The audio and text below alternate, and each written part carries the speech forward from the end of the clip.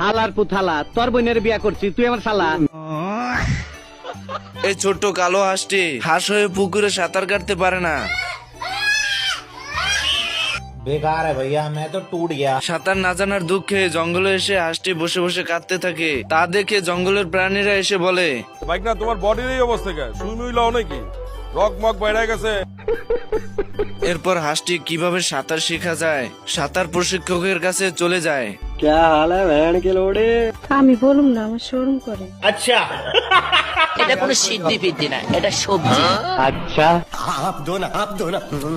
কিনছি রে কিনছি, আমি টেনশন কিনছি। সাঁতার প্রশিক্ষকের কাছ থেকে বুদ্ধি নিয়ে সাঁতার কাটতে চলে আসে। वाह क्या लड़का है, वेरी हैंडसम बॉय, इससे तो बहुत मजा आएगा। সুটিয়ে লাল করে দেবো, নোংরামি বার করে দেবো। কুমিরটি হাঁসের বাচ্চাদেরকে দেখতে পায় এবং তাদেরকে খাওয়ার জন্য আস্তে আস্তে তাদের কাছে চলে যায়।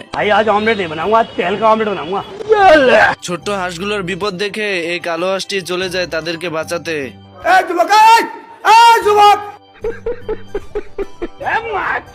কুমিরটি হাঁসটিকে দেখে ফেলে এবং লেজ দিয়ে বাড়ি মেরে তার মুখের ভিতর ভরে নেয়, কিন্তু বেশিক্ষণ রাখতে পারে না কারণ হাঁসটি দাঁত ভেঙে বেরিয়ে আসে। তোরা কে নাস আমার বাসা, আমার বোর কাপড় পরছে আমার শাশুড়ি, আমি জানতাম না।